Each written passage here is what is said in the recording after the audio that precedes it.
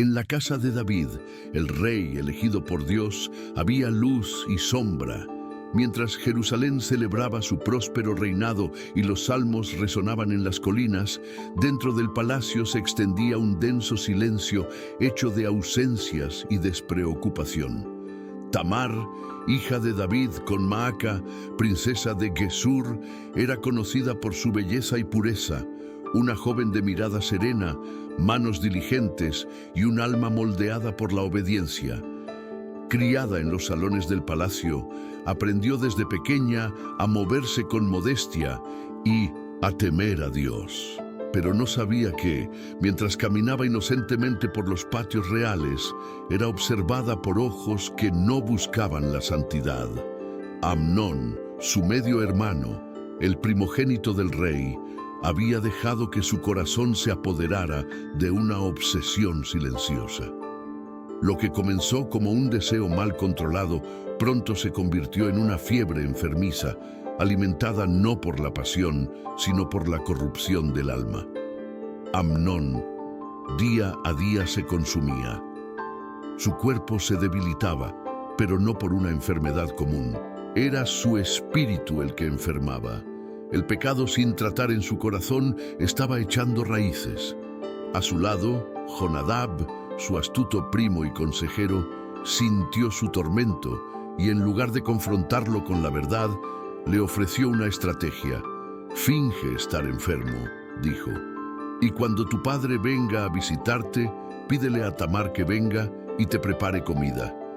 La sugerencia no trajo una cura sino un disfraz. Era un plan disfrazado de necesidad, pero nacido del engaño. Amnón no pudo resistirse. Cuando David fue a visitarlo, el rey, tal vez exhausto por las batallas externas y distraído por las guerras internas de su casa, escuchó la petición sin sospechar. Le ordenó a Tamar que sirviera a su hermano enfermo sin dudarlo. No hubo oración, ni discernimiento, ni sospecha, solo un padre confiando ciegamente en sus hijos. Y Tamar, obediente a la voz de su padre, caminó hacia la cámara de Amnón, sin saber que ese sería el día en que su vida sería destrozada. La habitación estaba oscura, las cortinas corridas, el aire denso. Tamar entró con un paño sobre los hombros, cargando harina, aceite y hierbas. Habló en voz baja, preguntó por el estado de su hermano y ofreció consuelo con sencillez. Amnón fingió debilidad, con la mirada baja, pero lo que lo oprimía no era dolor físico, sino el peso del pecado que se acercaba a su punto máximo. Tamar preparó los pasteles ante él, dando forma con las manos a la comida que pronto sellaría su humillación. Cuando ella se acercó para ofrecerle el pan, Amnón ordenó a todos que se fueran. La orden fue obedecida sin rechistar. A solas, la llamó a la cama con un tono que mezclaba fingida debilidad con deseo descontrolado. Tamar dudó, pero no imaginó el peligro. Cuando la agarró, sus palabras fueron claras. «Ven, acuéstate conmigo, hermana mía». Ella retrocedió. El espíritu de Tamar se alarmó. Con firmeza y desesperación, le rogó que no cometiera semejante locura. «No me hagas esta violencia. Tal cosa no se hace en Israel. Habla con el rey, y él no me negará a ti». Pero Amnón no escuchó. El pecado ya lo había cegado. La lucha duró poco. Amnón era más fuerte. La fuerza que se suponía debía protegerla ahora era violenta. Y así, en ese momento cruel, la hija del rey fue deshonrada dentro del mismo palacio. No se oían gritos tras los muros. La habitación quedó en silencio tras el acto, pero no era paz. Era el silencio de la devastación. Y entonces, algo aún más perverso se manifestó. El amor enfermizo se convirtió en repulsión. Amnón miró a Tamar con desprecio, como si quisiera borrar su propia culpa culpándola de todo. «Levántate y vete», dijo con dureza. Ella, destrozada por dentro, no se quedó callada. «Este es un mal mayor ahora, al expulsarme, que el primero que me hiciste». Pero él no escuchó. Llamó a su sirviente y le ordenó que la expulsara como quien se deshace de una carga maldita. Tamar, que había entrado como hija del rey, salió herida, con la ropa rasgada, la cabeza cubierta de ceniza y el rostro cubierto de lágrimas. El palacio, con toda su gloria, ahora tenía una habitación sellada por la vergüenza y el dolor. Absalón vio a su hermana regresar del palacio con la ropa rasgada, el rostro cubierto de polvo y los ojos tan llenos de dolor que no eran necesarias las palabras. El silencio de Tamar gritó en las entrañas de Absalón como un trueno contenido. La recibió en su casa y solo le dijo: «Quédate conmigo, hermana mía, no hables más con Amnón», no porque quisiera silenciar la verdad, sino porque sabía que no vendría justicia de su padre.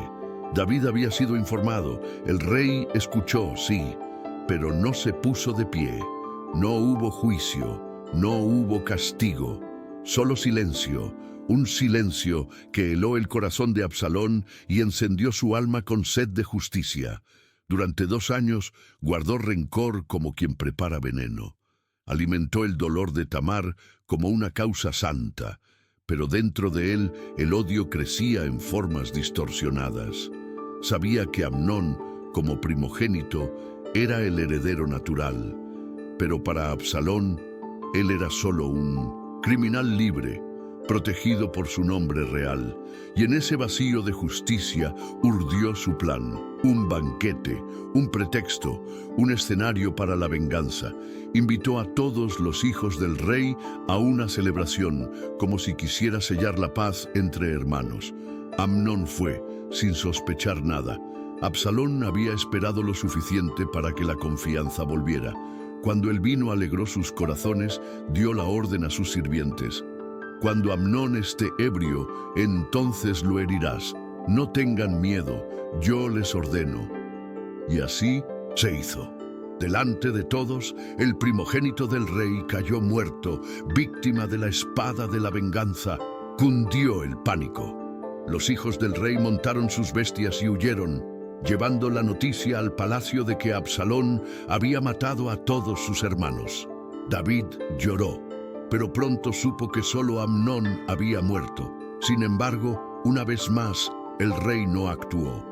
No fue tras su hijo vengador, ni envió soldados. Absalón huyó a la tierra de Talmai, rey de Gesur, su abuelo materno, y allí permaneció durante 3 años. David lo deseaba, pero no se movía. El vacío entre padre e hijo se convirtió en un abismo. El silencio de David se repitió ahora, no ante la injusticia, sino ante la desintegración familiar. La ausencia de Absalón de Jerusalén fue como una herida abierta que no sanaba. El pueblo murmuraba, sus sirvientes susurraban, y David recorría los pasillos del palacio agobiado por la culpa y el anhelo. Pero a pesar de su deseo de ver a su hijo, el orgullo y el miedo lo paralizaban. Joab, comandante del ejército y consejero cercano, vio el vacío en el rey y planeó una manera de reconciliarlos. Utilizó a una sabia mujer de Tecoa para contarle a David una parábola que reflejaba su propio dolor y abandono. Conmovido, David finalmente mandó llamar a Absalón, pero éste no le permitió ver el rostro de su padre. Durante 2 años, Absalón permaneció en Jerusalén, ignorado, como un exiliado en su propia casa. Este rechazo alimentó su resentimiento e inflamó aún más su sed de reconocimiento y poder. Cuando Joab se negó a ayudarlo, Absalón mandó quemar sus campos, una decisión audaz pero efectiva. Joab cedió, y finalmente padre e hijo se encontraron. David lo besó, pero el gesto, aunque público, no restauró la confianza. Fue perdón sin diálogo, reconciliación sin sanación, y el corazón herido de Absalón comenzó a volverse no contra un hermano, sino contra el propio rey. Decidido a conquistar el trono por méritos propios, Absalón planeó una revuelta con astucia y paciencia. Se sentaba a la puerta de la ciudad y se acercaba a quienes acudían al rey en busca de justicia. Escuchó atentamente sus quejas, lamentó la ineficacia del gobierno e insinuó que si fuera juez, lo haría todo mejor. Con su impactante belleza física, carisma natural y palabras dulces, se ganó gradualmente el corazón del pueblo. Durante 4 años cultivó su imagen de líder ideal. Luego le pidió a David permiso para ir a Hebrón a cumplir un voto religioso. Pero su verdadero propósito era proclamarse rey. Allí, con el apoyo de 200 hombres invitados bajo pretextos y la traición de Ahitofel, consejero del rey, Absalón alzó el estandarte de la rebelión. Cuando David lo descubrió, comprendió que el golpe era real y poderoso. Temiendo por su vida y la ciudad, huyó de Jerusalén con sus leales sirvientes y parte del ejército. La ciudad santa, otrora símbolo de la promesa divina, se convirtió en escenario de división. El pecado no curado de ayer se convirtió en la guerra civil de hoy. Y el rey, que una vez derrotó a Goliat con una piedra, ahora huía de su propio hijo. Valle de Cedrón descalzo y se cubrió la cabeza, llorando. Era un rey herido, un padre quebrantado, un hombre de Dios humillado por las consecuencias de sus propios errores. Con él estaban sacerdotes, guerreros y extranjeros leales, como Itai el Geteo y los cereteos y peleteos. Abiatar y Sadoc trajeron el arca de la alianza, pero David les ordenó que la llevaran de regreso a Jerusalén, confiando en que si era la voluntad del Señor, regresaría a verla. También envió a su amigo Husai de regreso a la ciudad para infiltrarse en los consejeros de Absalón y frustrar los planes de Ahitofel. Mientras subía al monte de los olivos, David se encontró con maldiciones y lealtad.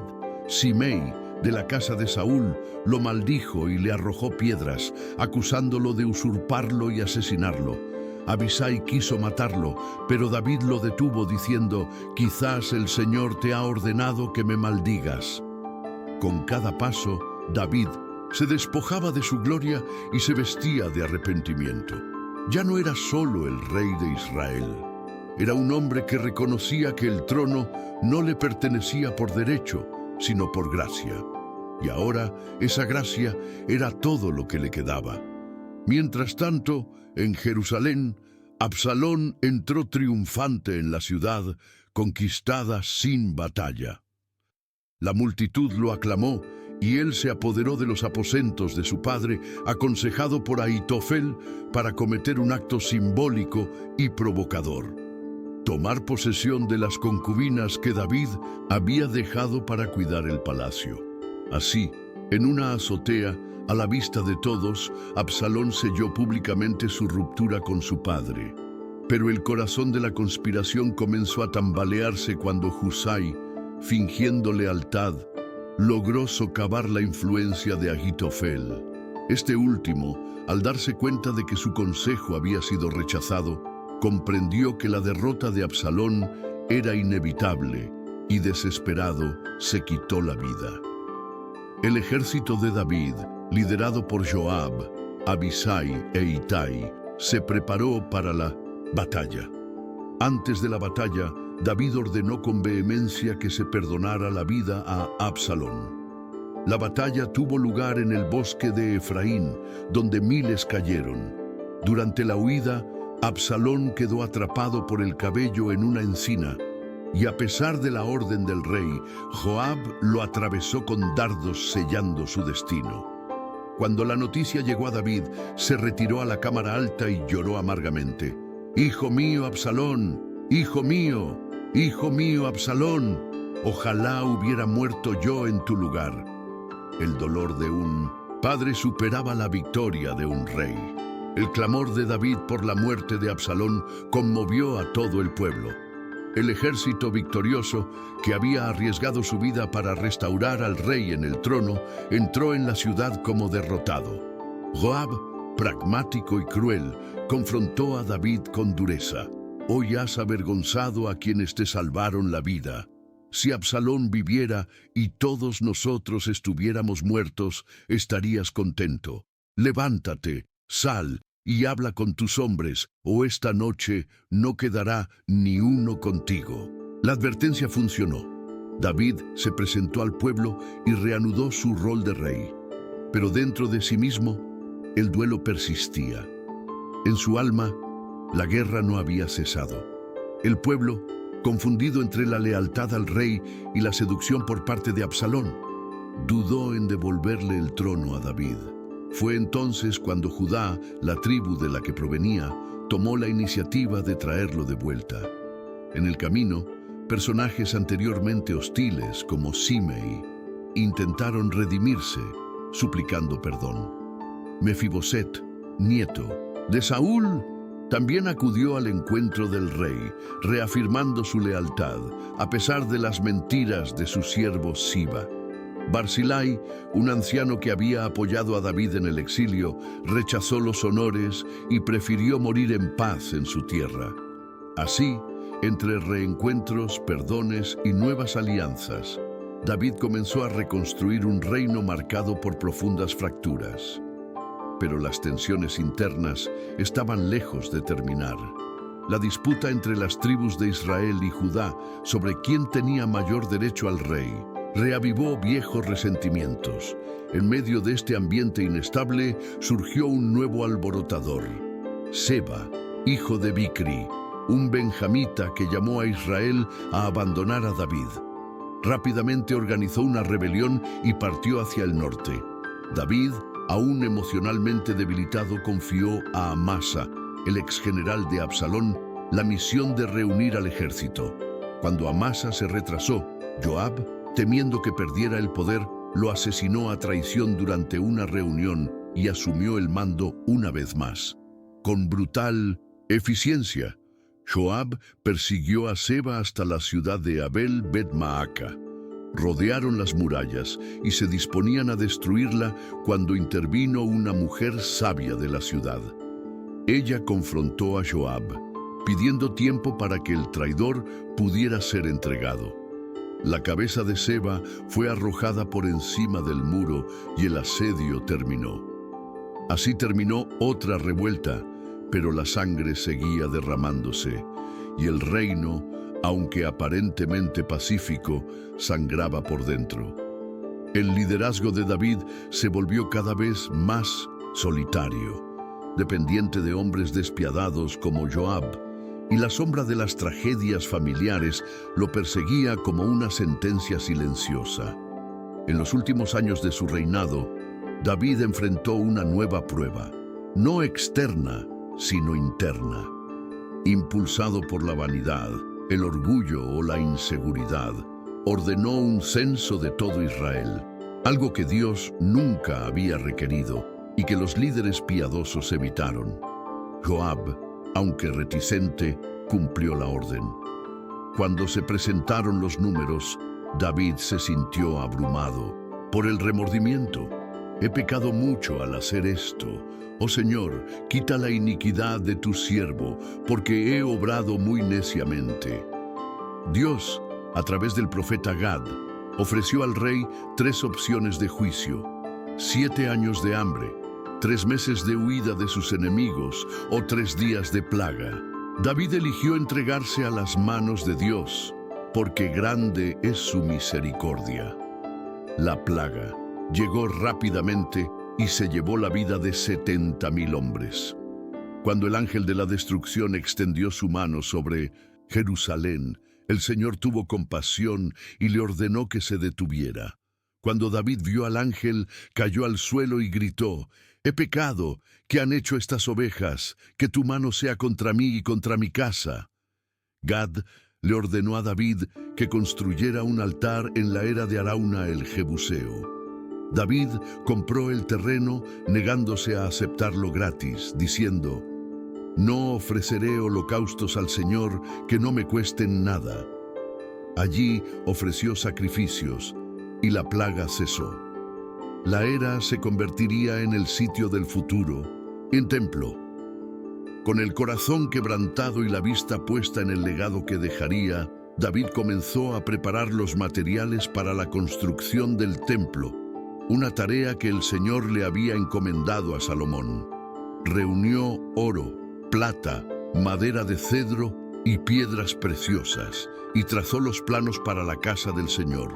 Convocó a los líderes y al pueblo, instándolos a apoyar a su hijo, recordándoles que el templo no era para el hombre, sino para Dios. En un emotivo discurso, David proclamó ante todos: «Con todo, mi corazón he preparado la casa de mi Dios». Luego llamó a Salomón y en presencia de la congregación dijo: «Sé fuerte y valiente, y ponlo en práctica, no temas ni desmayes, porque el Señor Dios estará contigo».